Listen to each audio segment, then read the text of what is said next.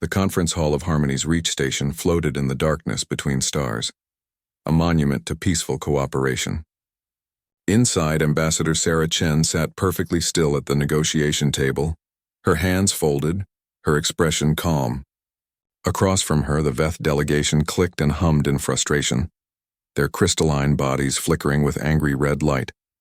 To her left, the Nalarim representatives bubbled nervously in their water-filled environment suits. "This is unacceptable," the lead Veth diplomat announced, his translated voice sharp. "The Nalarim have occupied 3 mineral-rich asteroids that rightfully belong to our mining collective. They must withdraw immediately." The Nalarim ambassador released a stream of bubbles that her suit translated into words. "Those asteroids were unclaimed. We filed proper documentation with the coalition. The Veth are simply angry they did not think to claim them first." Sarah watched both parties carefully. She noticed the slight dimming in the Veth's light patterns, indicating uncertainty beneath the bluster. She saw the way the Nalarim's tentacles curled inward, a defensive posture that meant fear. Neither side wanted war. Both sides were terrified of losing face. "I understand your frustration," Sarah said, her voice gentle. She turned to the Veth first. "Your people have mined this sector for generations. These asteroids feel like part of your territory, even if the legal claim is unclear."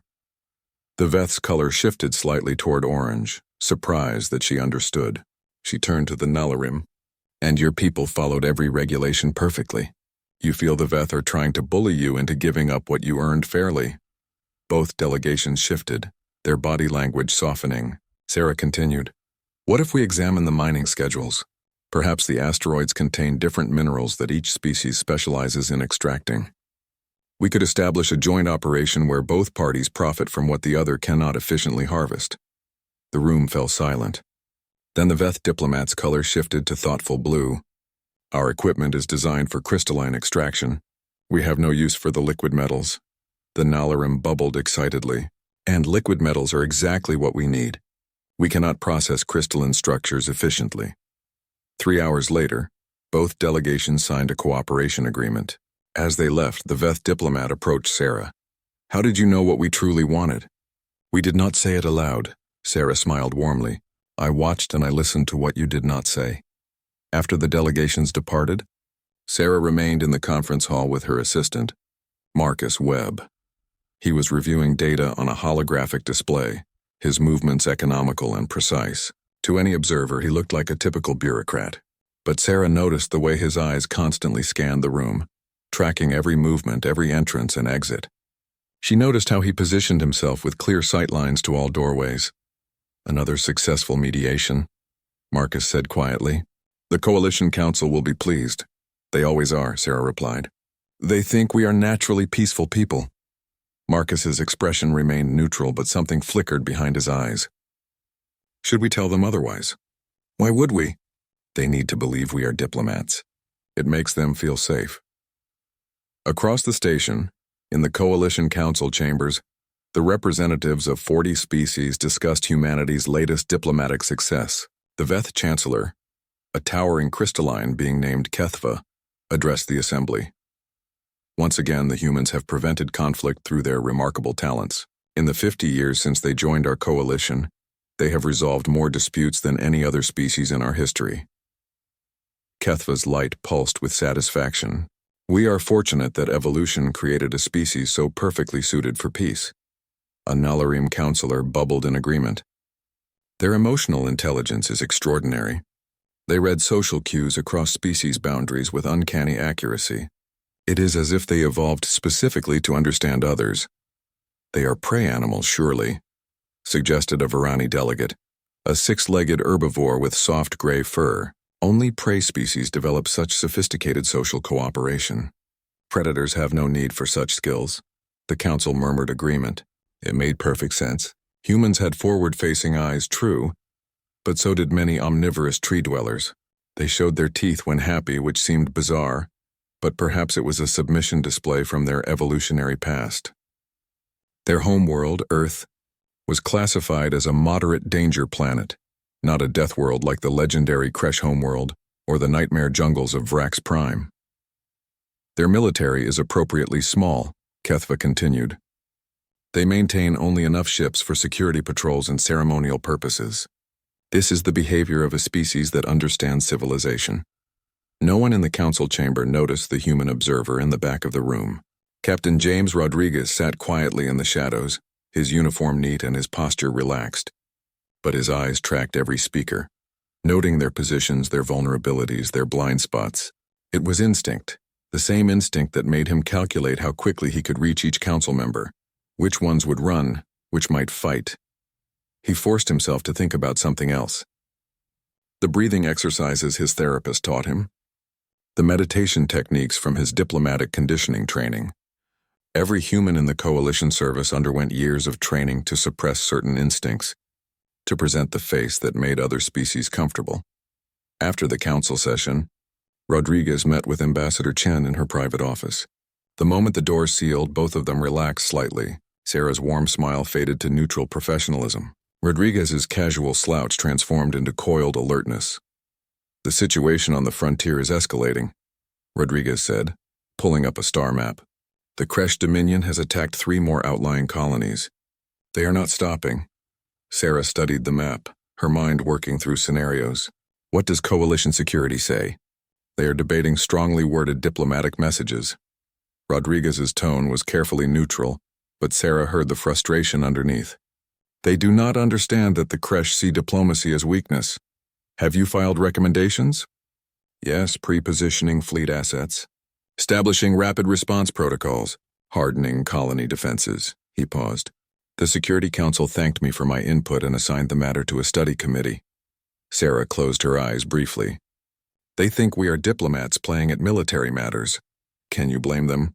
We have been very convincing." Through the viewport behind Sarah's desk, Earth hung in the distance, a blue marble that looked peaceful from space. Appearances, Sarah thought, could be deceiving. Her home world looked gentle, but it had produced humanity, a species that had fought itself for millennia, that had turned warfare into an art form, that had nearly destroyed itself a dozen times before finally reaching for the stars. When they first encountered the coalition, humanity had faced a choice. They could conquer, which their military simulations suggested would be relatively simple against species that had forgotten how to fight, or they could join, become part of something larger, learn to be better than their nature demanded. They chose to join, but it required wearing a mask, presenting only their gentlest face. The humans who came to coalition space were carefully selected, therapists, negotiators, empaths, people who genuinely wanted peace and had learned to channel humanity's predatory instincts into understanding rather than domination. "The Kresh will not stop with the frontier colonies," Rodriguez said quietly. "Eventually they will come here." "I know," Sarah replied. She looked at her reflection in the viewport, seeing the diplomat the galaxy trusted. Behind that reflection, in the darkness of space, she could almost see the other face, the one humanity kept hidden. "And when they do, the coalition will learn what we really are. Will they forgive us for not telling them? I do not know, but I would rather they be alive to hate us than dead, while still trusting us." Rodriguez nodded and left. Sarah remained at the viewport watching Earth. She thought about her grandfather, a soldier who had fought in humanity's last great war before they reached the stars. He had once told her that the greatest strength of humanity was not their ability to fight, but their ability to choose not to fight. But choice required options, and options required strength. The Kresh were coming. Soon humanity would have to remove the mask. Sarah just hoped the galaxy would survive the revelation. The emergency session of the Coalition Council began in chaos. Representatives from 17 species spoke simultaneously, their translation devices creating a cacophony of panic. Kethva, the Veth Chancellor, finally restored order by dimming all the chamber lights and pulsing his own crystalline body with intense white light. "One at a time," his translated voice boomed through the hall. "We cannot solve this crisis by screaming over each other." The Nalarim delegate spoke first, her bubbles rapid and agitated. "The Kresh Dominion has destroyed the colony on Theta 7. 12,000 civilians are dead or enslaved. Their warships are moving deeper into coalition space." A holographic display activated, showing footage from the attack. The Kresh warriors were massive, nearly 3 meters tall, with thick armor-like skin and powerful limbs. They moved through the colony with brutal efficiency, overwhelming the local security forces in minutes. The coalition security personnel, trained primarily for ceremony and crowd control, had tried to fight back. It had not gone well.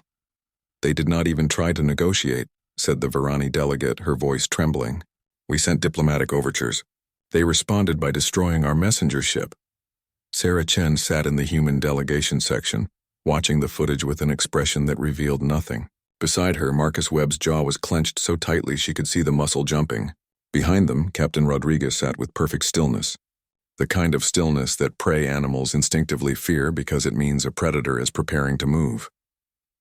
Kethva turned to the coalition military advisor, a Thexian named Morden. "What are our defensive capabilities?"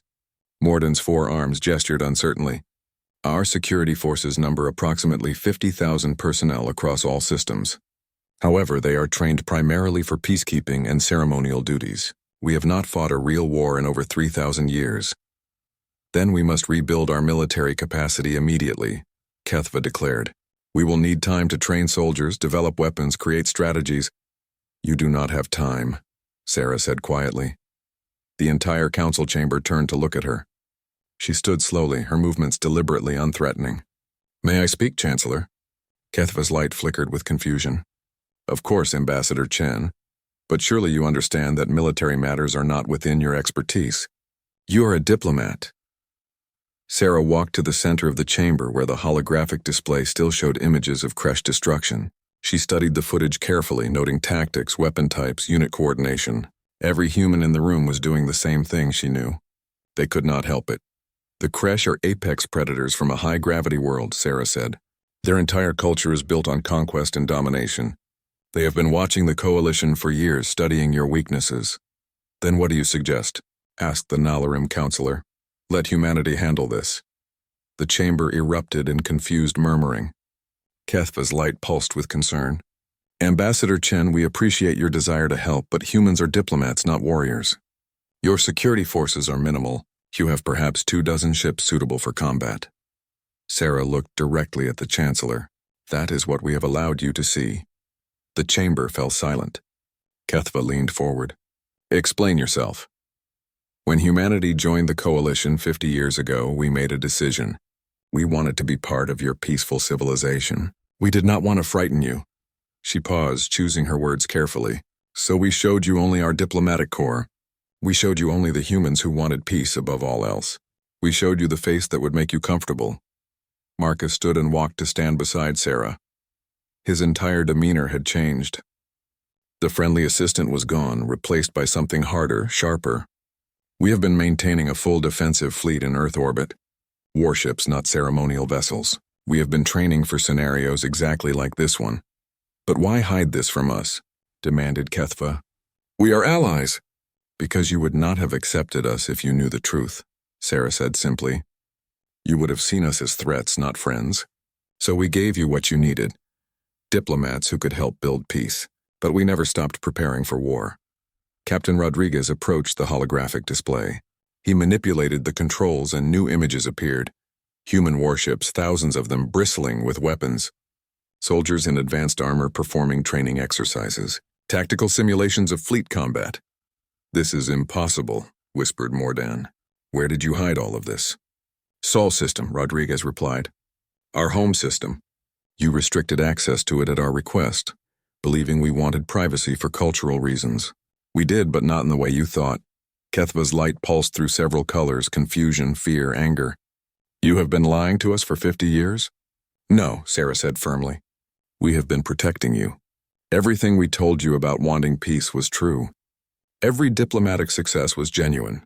We truly want to be part of the Coalition, but we also knew that someday someone like the Kresh would come, and when they did, you would need defenders who understood violence." The Varani delegate stood, her fur bristling with agitation. "And what stops you from turning these weapons on us? If you have been hiding your true military strength, what else have you hidden?" Sarah met her gaze steadily. "Nothing stops us except our choice. We could have conquered the Coalition the day we arrived. We chose not to. We chose peace. But now the Kresh are choosing war and someone needs to stop them. Why should we trust you?" Kethva demanded. "Because we have been living among you for 50 years and have never raised a hand against you. Because we have solved your disputes and protected your interests. Because right now, we are the only thing standing between you and extinction." Sarah's voice remained calm, but there was steel underneath. "The Kresh will not negotiate. They will not compromise. They will keep coming until they have enslaved or destroyed every coalition world. Your security forces cannot stop them. But we can." The council chamber erupted in argument. Some representatives demanded that humanity be expelled immediately for deception. Others argued that humanity was their only hope. The debate raged for hours. Finally, HFY called for a vote. All those in favor of granting humanity authority to defend coalition space against the Kresh threat? The vote was close, but it passed. HFY turned to Sarah, his light a deep, uncertain blue. "You have permission to deploy your forces. But understand, Ambassador Chen, the coalition will be watching. If humanity proves to be a threat, we will find ways to stop you." Sarah bowed respectfully. "We would expect nothing less, Chancellor. But right now, the Kresh are the threat. Let us deal with them first." As the council session ended, Rodriguez pulled up the latest intelligence reports. Kresh fleet is 3 days from Harmony's reach. They are bringing everything they have. They want to destroy the coalition's symbolic heart? Then we will meet them here, Sarah said. She activated her communication device. "This is Ambassador Chen to Earth Command. Authorization code Alpha Omega 7. Drop all pretenses. Bring the fleet." Across dozens of light years in orbit around Earth, thousands of human warships received the signal. Crews that had been training for decades moved to battle stations. Soldiers loaded weapons they had hoped never to use. Pilots climbed into fighters designed for one purpose: to kill efficiently and without mercy. In the Coalition Council building, Sarah stood at a viewport watching the stars. Marcus approached quietly. "Are you sure about this? Once we show them what we really are, we cannot take it back." "I know," Sarah replied. "But they need to survive to hate us. That is better than the alternative." "The Kresh have sent another message," Marcus said. "They are offering the Coalition one chance to surrender and accept vassal status." Did the Council respond? HFY sent them a message explaining that violence is not the answer and requesting diplomatic negotiations. Sarah closed her eyes. "And the Kresh response?" "They destroyed the messenger ship. Then they sent their own message. We do not negotiate with prey." Sarah opened her eyes, and for the first time Marcus saw her diplomatic mask fully crack. Underneath was something cold and calculating, something that had been hidden for 50 years. "Then we will teach them the difference between prey and predator." Marcus nodded. "The fleet arrives in 18 hours. Good. Make sure all Coalition personnel are evacuated from the outer defense perimeter. I do not want them seeing what is about to happen. Not yet. And when they do see, then they will finally understand what humans really are, and we will discover whether they can accept us anyway." The Kresh war fleet emerged from faster-than-light travel at the edge of the Harmony's reach system, like a swarm of metal locusts. 200 warships, each one designed to break worlds and crush resistance. The fleet commander, war leader Throck, studied the tactical display with satisfaction. The Coalition's pathetic security forces were already retreating, exactly as predicted. "These prey species disgust me," Throck growled to his subordinates. "They build monuments to peace while we sharpen our claws. They will learn what it means to face true predators." "War leader, we are receiving a transmission from the humans," his communication officer reported. "The Diplomats?" Throck's lipless mouth pulled back in what passed for a Kresh smile. "Put them through." "I want to hear them beg." Sarah Chen's face appeared on the main view screen. She looked calm, almost serene. "War leader Throck, I am Ambassador Sarah Chen of the human delegation. You have 30 minutes to turn your fleet around and leave Coalition space. This is your only warning." The entire Kresh bridge crew burst into harsh, barking laughter. Throck leaned forward, his massive frame filling the view screen from his side. "Or what, little diplomat? Will you negotiate us to death? Will you mediate a compromise? You prey species are all the same. Weak, frightened, hiding behind words because you lack the strength for action." Sarah's expression did not change. 29 minutes, war leader. Use them wisely." The transmission ended. Throck laughed again. "Increase speed. I want to reach their precious station within the hour. We will enslave every species there and make an example that the entire Coalition will remember." 28 minutes later, Throck's tactical officer made a confused sound. "War leader, our sensors are detecting something unusual. There are power signatures appearing throughout the system, but nothing is visible. Sensor ghosts. Throck dismissed. These old coalition stations leak radiation. Ignore it and maintain course. At exactly 30 minutes, space itself seemed to tear open. Human warships decloaked in perfect formation, surrounding the Kresh fleet in a three-dimensional sphere. These were not the small diplomatic vessels the coalition had seen. These were predator ships, sleek, angular, covered in weapons that had been designed through centuries of human warfare. Each ship was painted midnight black with one exception, a white symbol on the hull, a simple circle with two dots above a curved line. A human smile translated to make it visible in the darkness. What is this? Throck demanded. How many ships? Sensors show 2,000 war leader. No more, 3,000. They are still decloaking. The tactical officer's voice climbed in pitch. War leader, they are everywhere. They have us surrounded completely. A new transmission came through. It was not Sarah Chen this time. A human male appeared on screen, wearing black military armor that made him look like a mechanical demon. His face was painted with dark stripes, his eyes cold and calculating. War Leader Throck, I am Admiral Marcus Chen of the Human Defense Fleet. You were warned. You chose not to listen. Now you will learn why that was a mistake. Throck snarled, showing rows of razor-sharp teeth. You think numbers frighten me? You are still prey! Attack! He roared to his fleet. Show these soft-skinned weaklings what real predators can do. The Kresh fleet surged forward, their ships powerful and fast. But the human response was something Throck had never seen before. The human ships did not charge to meet them. Instead, they moved with eerie coordination, like a school of fish or a flock of birds, but this was something darker. This was pack-hunting behavior, evolved over millions of years. The human ships separated the Kresh fleet into smaller groups, isolating targets. They did not fight with honor or glory.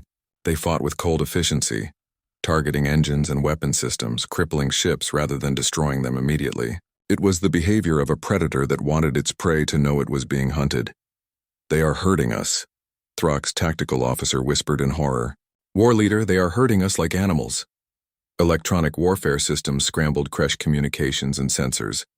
Human ships appeared and disappeared, striking from unexpected angles. The Kresh warriors were strong and fierce, but the humans fought with a calculated precision that was somehow more terrifying than rage. On Harmony's Reach station, the coalition observers watched in stunned silence. Kethva's crystalline body had turned completely white with shock. This is not possible. Humans are diplomats. They are peaceful. They are apex predators, Captain Rodriguez said quietly. He had remained on the station while the human military took over. He stood at a viewport watching the battle unfold. Just like the Kresh, except we evolved on a planet that made survival much, much harder. A Nalarim counselor bubbled frantically, but they showed their teeth in friendship. They were always so gentle, so understanding. Yes, Rodriguez replied, because we chose to be. But that does not mean we forgot how to be dangerous.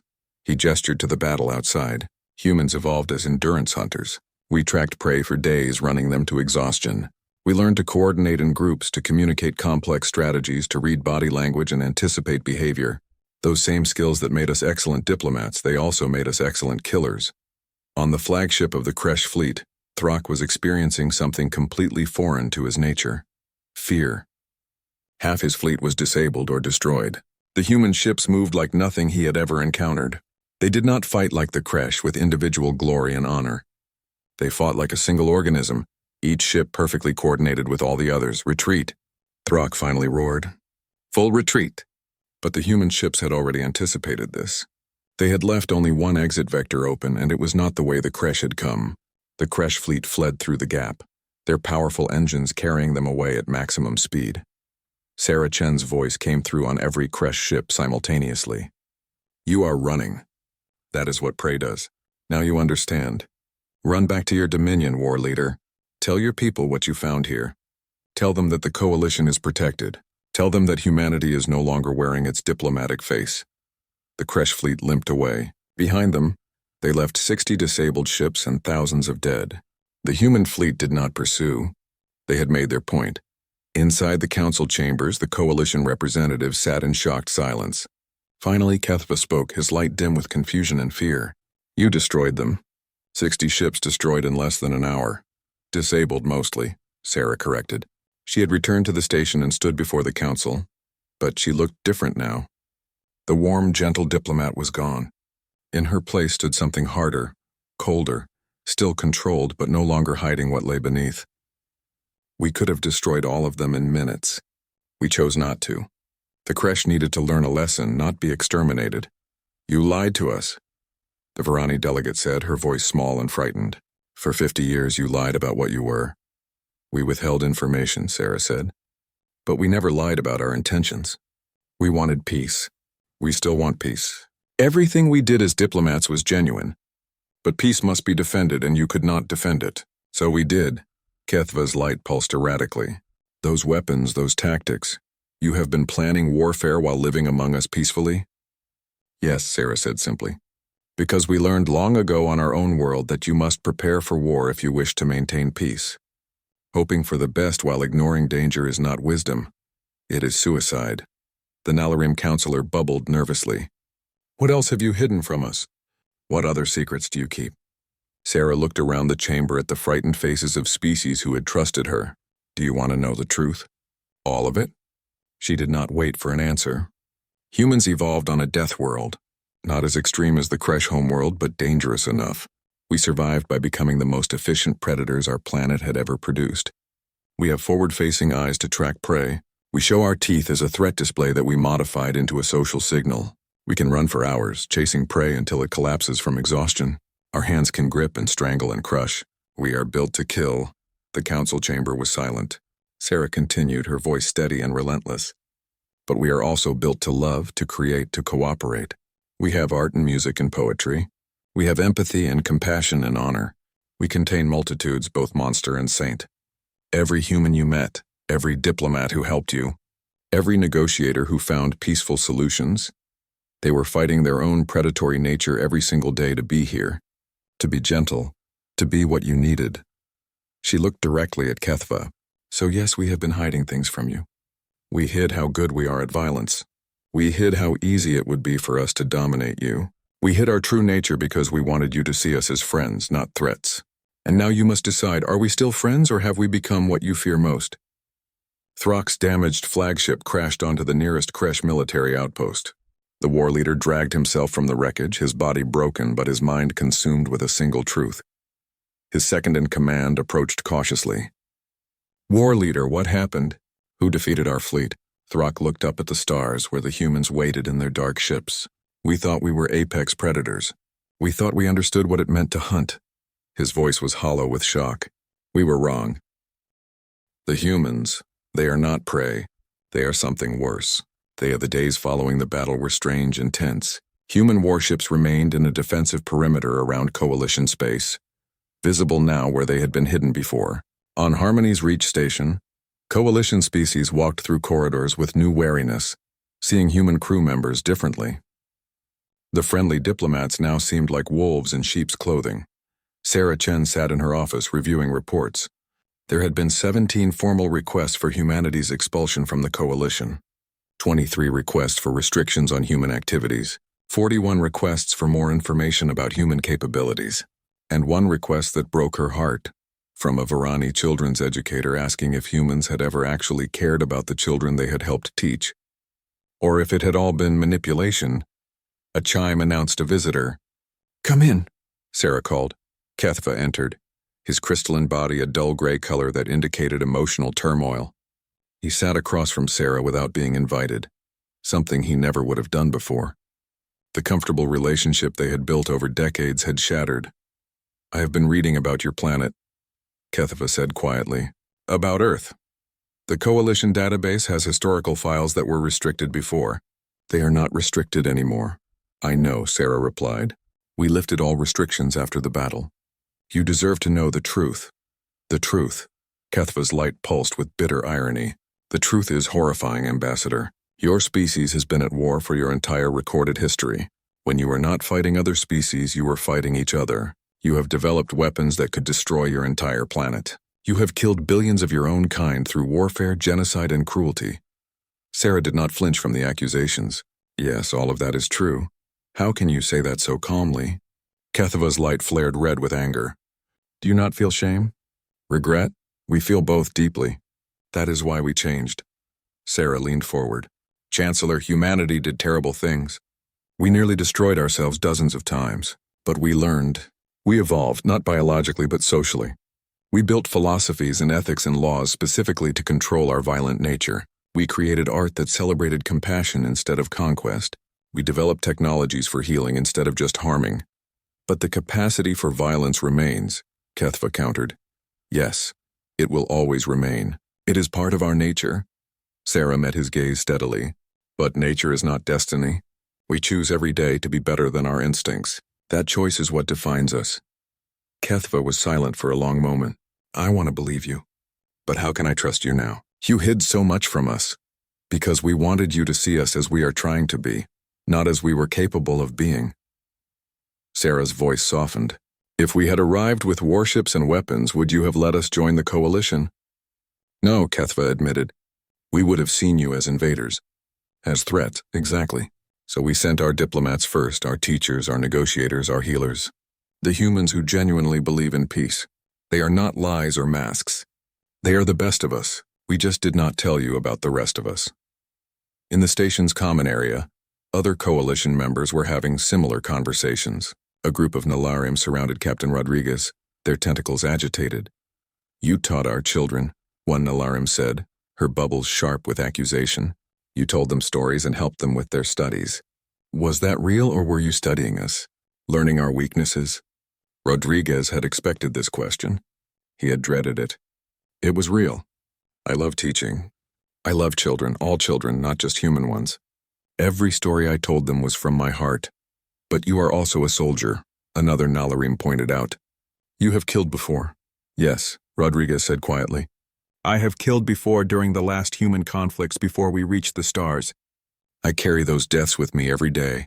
Teaching your children, helping them learn and grow. That is how I try to balance the scales.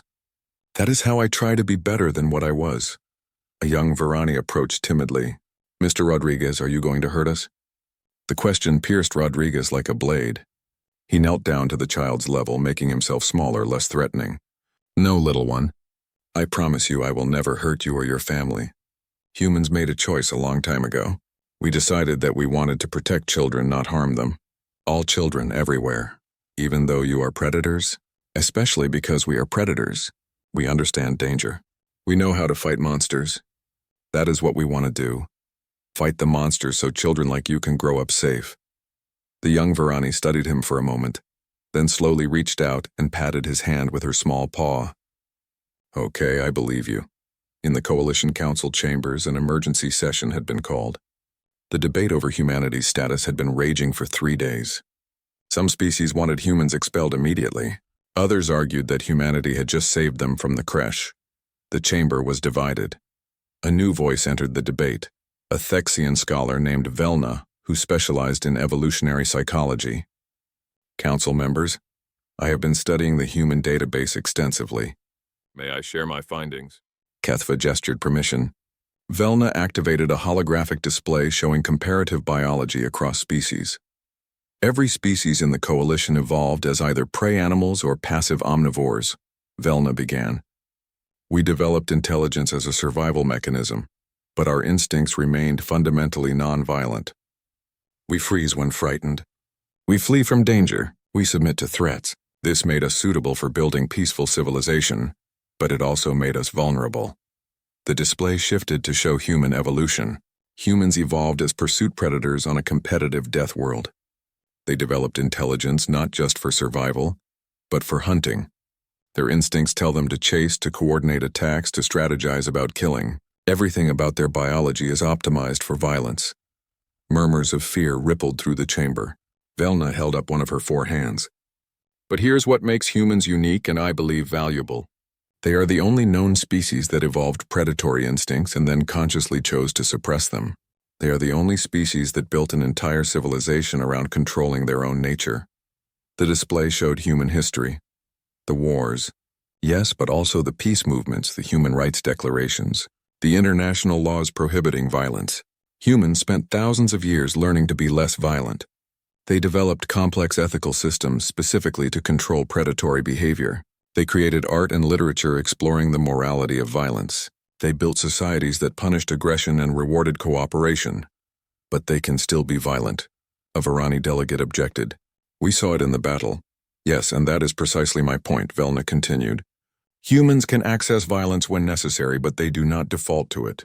They are the only species I have studied that can be both perfectly peaceful and perfectly violent, depending on what the situation requires. We in the Coalition can only be one thing, peaceful.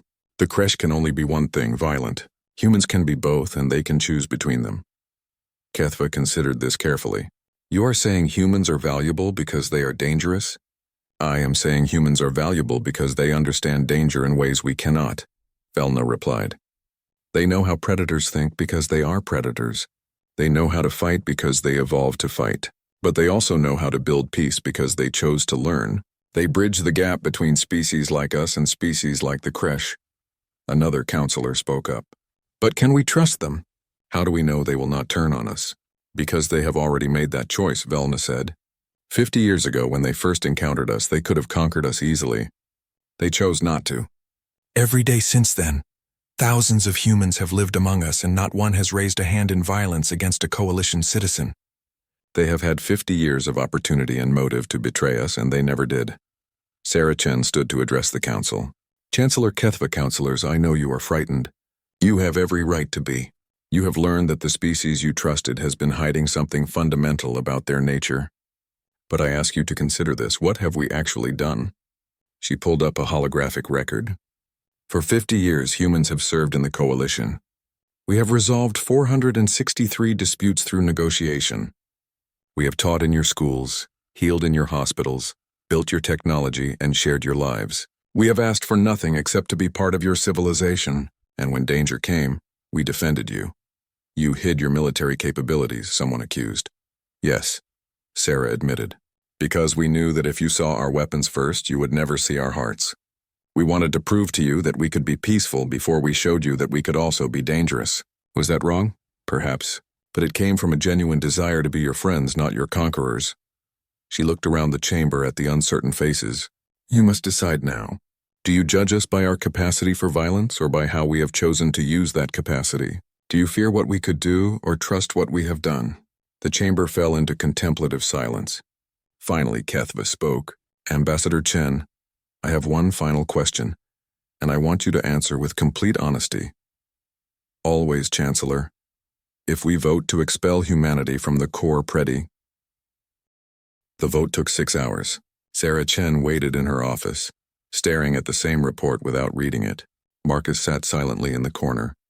Rodriguez paced like a caged animal, his predatory instincts making stillness impossible. Finally, the summons came. Sarah straightened her uniform and walked to the council chambers, her 2 companions flanking her. Whatever happened next would determine humanity's future in the stars. The council chamber was packed. Every delegation had sent their full contingent. As Sarah entered, she noticed something unusual. The Varani children's educator she had been corresponding with was there, sitting in the observation gallery. The young Varani child who had spoken to Rodriguez was beside her. That small gesture gave Sarah a flutter of hope. Kethva stood at the center of the chamber, his crystalline body shifting through colors before settling on a deep, thoughtful blue. Ambassador Chen, we have reached a decision. But before I announce the vote, I wish to speak. Sarah nodded, preparing herself for either outcome. 50 years ago, humanity arrived at our borders. We debated whether to accept your application to join the Coalition. Some feared you were too different, too young a species, too unpredictable, but we saw your diplomats, your artists, your teachers. We saw the genuine desire for peace. We voted to accept you. Kethva's light pulsed slowly. Today we face that same question again, but with new information. We have learned that humanity is more dangerous than we imagined. We have also learned that humanity is more remarkable than we imagined. You are a species of contradictions. Violent yet peaceful, predatory yet compassionate, dangerous yet trustworthy. He paused, and Sarah held her breath. The vote was not unanimous. There are those among us who believe that humanity cannot be trusted, that your nature will eventually overcome your choice. But the majority of this council has decided differently. Kethva's light shifted to warm gold. Humanity will remain in the Coalition. However, there will be changes to how we work together. Sarah felt relief flood through her, but she remained composed. What changes, Chancellor? First, no more secrets. Humanity will maintain transparent records of all military capabilities, shared with the Coalition Security Council. Second, human military forces will be formally integrated into Coalition defense as a separate branch, with oversight from this council. Third, humanity will establish a cultural exchange program to help other species understand your nature, both the gentle side and the dangerous side. We accept these terms gratefully, Chancellor, Sarah said, but Kethva was not finished. There is one more change, Ambassador Chen. We are restructuring the Coalition's approach to external threats. Humanity will become our diplomatic face to aggressive species, and our military shield. You will be the ones who speak first and the ones who fight when speaking fails. You will be both our ambassadors and our defenders. A Narration counselor stood. We have also voted to establish a new position, Coalition Defense Coordinator. We are offering this position to Admiral Marcus Chen. Marcus stepped forward, clearly surprised. Counselors, I am honored. But are you certain you want a human in charge of Coalition security? The Narration bubbled with what might have been amusement. Admiral, we want the person who understands both peace and war. That appears to be humans. We are a peaceful people, but we are not foolish. We need someone who can think like both a diplomat and a soldier. Your sister has shown us that humans can do both. Kethva turned to Sarah. Ambassador Chen, we have one question that you have not yet answered. You said that every human fights their predatory nature every day. How? How do you choose to be gentle when your instincts tell you to be violent? Sarah considered the question carefully. May I be completely honest, Chancellor? Even if the truth is uncomfortable? Especially then. Humans are always aware of our capacity for violence. When I sit in negotiations, I am conscious that I could physically harm the person across from me, if I chose to. When Captain Rodriguez teaches children, he is aware that he could hurt them. That awareness never goes away. She saw some counselors flinch but continued. But humans learned long ago that power without control is meaningless. We learned that the truest strength is not the ability to hurt, but the choice not to hurt when you easily could. She stepped closer to the council. Every day, humans make thousands of small choices. We choose to help instead of harm. We choose to build instead of destroy. We choose to protect instead of prey upon. These choices are hard. Our instincts scream at us sometimes. But we make them anyway because we decided thousands of years ago that we wanted to be more than just successful predators. We wanted to be good. A young Thexian counselor spoke up timidly. But how do we know you will always make that choice? What if you stop choosing peace? Rodriguez answered this time. Then you have every right to stop us. That is why we accept oversight. That is why we are opening our records. We are not asking you to trust us blindly. We are asking you to watch us, judge us by our actions, and hold us accountable. If we ever betray that trust, you should remove us from the Coalition. We could not fight you, the Thexian pointed out. You are too strong. You have something more powerful than military strength, Sarah said. You have the moral authority to judge us. Humans care desperately about being seen as good. We spent centuries trying to prove we could be peaceful. We joined the Coalition because we wanted to be part of something better than ourselves. If you expelled us, if you declared us unworthy, that would wound us more deeply than any weapon. Kethva's light pulsed thoughtfully. So humanity's greatest weakness is that you care what we think of you? Yes, Sarah admitted. We want to be accepted. We want to be trusted. We want to prove that predators can change. That desire keeps us honest more effectively than any military deterrent could. The session continued for several more hours, working out details of the new arrangement. By the time it ended, humanity had been formally integrated into the Coalition, not as conquerors or even as equals, but as something unique, the species that bridged the gap between peace and war. 3 years later, another aggressive empire made the mistake of attacking Coalition space. The Vraxian clans were reptilian warriors who had been expanding through conquest for generations. They sent their war fleet to Coalition borders, expecting easy prey. They received a transmission on all frequencies. It was Sarah Chen, but she looked different from the gentle diplomat of before. She was wearing both diplomatic robes and military insignia, a symbol of humanity's dual nature. Vraxian clans, this is Ambassador Chen of the Coalition. We offer you peaceful trade and cultural exchange. We hope you will choose to join us as partners rather than enemies. The Vraxian commander laughed. Prey species offering peace? We take what we want. We do not negotiate. Sarah's expression did not change. I understand. However, you should know that the coalition is protected by humanity. We are a species that evolved as apex predators on a death world. We learn to hunt, to track, to kill with remarkable efficiency, but we also learn to choose peace over violence. She leaned forward slightly. We are offering you that same choice now. You can be our friends, or you can be our lesson to the next aggressive species that makes the same mistake. Choose wisely. You have 24 hours. The transmission ended. The Vraxian commander studied the data about humanity that his intelligence officers had gathered.